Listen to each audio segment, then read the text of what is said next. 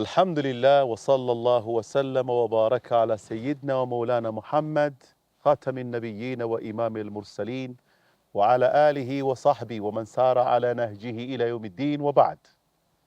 Ndugu mpenzi mtazamaji, mahala tulipofika tulikuwa tunazungumza masharti yanayofungamana na ibada ya haji, na sharti hili ambalo tutakalolifungua ni sharti ya al-istitaa. Tukumbushane, al-istitaa ni kuwa mtu awe ana uwezo katika ule muda ambao unaojulikana ni muda wa ashhuru maalumat, ambao ni Shawali na Dhulqaada na masiku 10 ya Dhilhijja. Huo uwezo katika huo muda ukipatikana, basi atapasika kufanya ibada ya haji pale pale. Ama yule alikuwa na uwezo kabla ya hapo ama baada ya masiku haya, tulizungumza la ibrata fi. Na katika hii istitaa ina masharti manane. Tumesema sharti ya kwanza, sharti ya istitaa ya uwezo, tumesema ni amnu tariq. Ni amnu tariq, ni barabara iwe na amani. Yani mimi sitoweza kupata amani mpaka pengine ni ajiri askari mfano wa kufuatana na mimi, na uwezo huo ninao, nitamwajiri. Yani hii siwezi kutembea kwa miguu mpaka nitumie gari, na gari yenyewe iwe ni sampuli fulani na nina uwezo, lazima nitoe, na kama sitoweza hivyo, basi sitoweza kuingia katika fungu la wale walolazimishwa kufanya ibada ya haji. Sharti ya pili katika istitaa, masharti ya kuweza, ni wujudu zawad, ni kuwa na zawadi au pengine tuseme pocket money au pesa ambazo au yani chochote ambacho kwamba unachokihitajia katika safari yako unacho. Ukihitajia maji ya kunwa utaweza kununua, ukihitajia chakula utaweza kununua, ukitaka mahala pa kulala utapata mahala pa kulala. Uwezo huo upo, na utakuja kuona hata agents ambao wanatuandalia safari zetu hizi hutuambia hii tikiti itasimamia ala sabil mithal visa, itasimamia tikiti yako, una maana una sehemu wewe ya kupanda katika ndege yako, itasimamia muwasalat, zile gari zinazotumika katikati mwa safari ya haji. Utapewa mahali pa kulala, ima ni hoteli utakapohitajia, itakupa sehemu pa kulala katika Mina au Muzdalifa, mona mahitaji yao yote, na penginepo, na chakula katika safari yote ile, chakula kipo. Kwa hivyo unachokitoa kila kitu kiko na security, wanachukua dhamana hiyo kwa njia tutakazozitumia sisi na barabara na namna tutakazozitumia, kutakuwa kuna amani. Hili ndio tunalolitambua na tunalolieleza.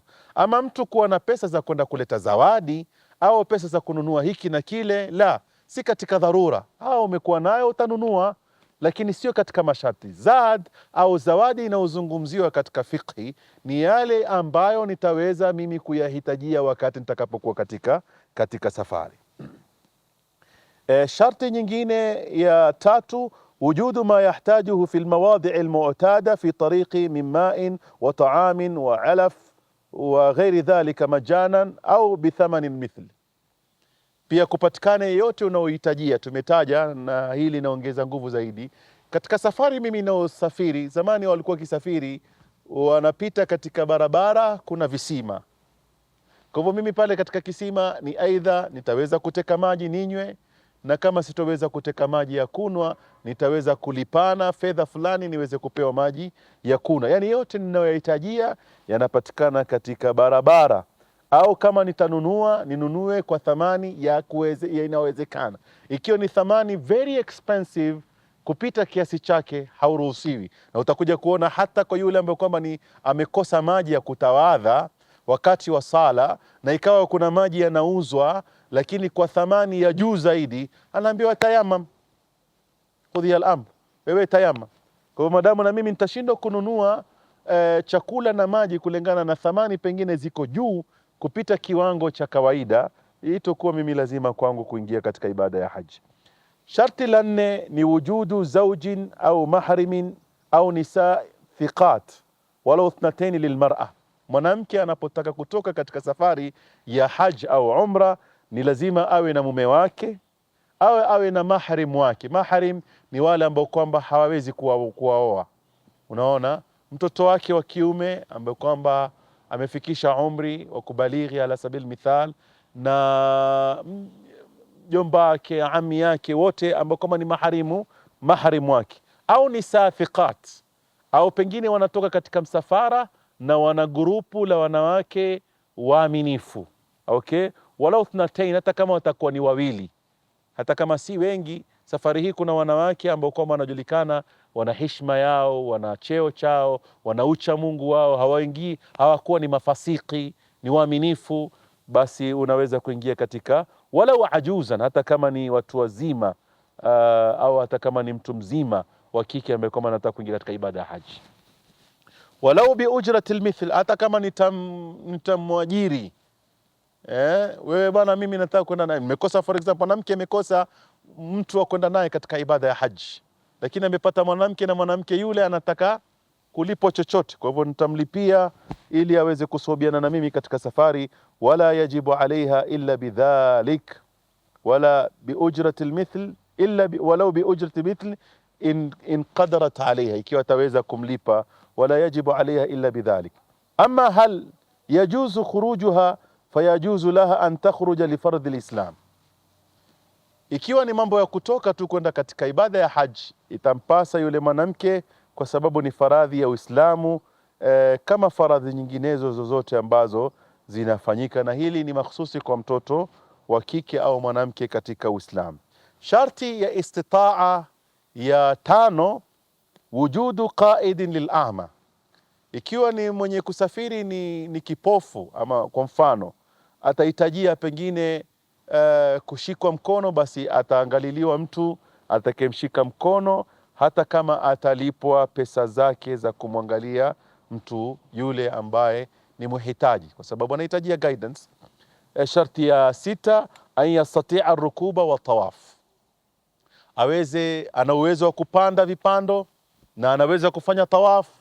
Na sasa hivi alhamdulillah ni kupanda ndege ama gari na mengineo, na wengine wanaeleza kwa hours. Je, mfano ndege kutoka mfano Kenya mpaka Saudia ni masaa 4.5 mpaka masaa 5. Je, mtu ni mzima anaweza kuketi katika kiti masaa hayo? Ana uwezo huo, ataruhusiwa, atakwenda. Je, anaweza kufanya tawaf? Ataruhusiwa, atakwenda. Ikiwa hawezi kupanda kipando wala hawezi kufanya tawaf, kuzunguka itamletea matatizo.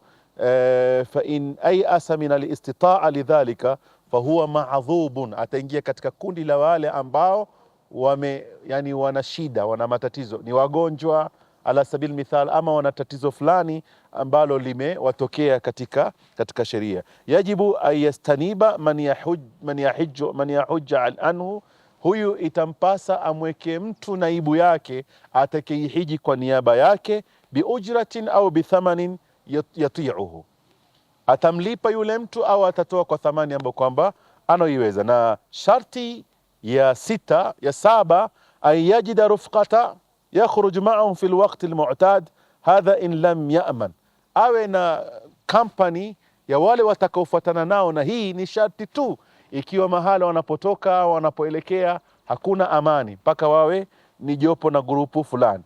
Ikiwa ni mambo pako sawa, si sharti ya 7 tutaiondosha. Sharti ya 8,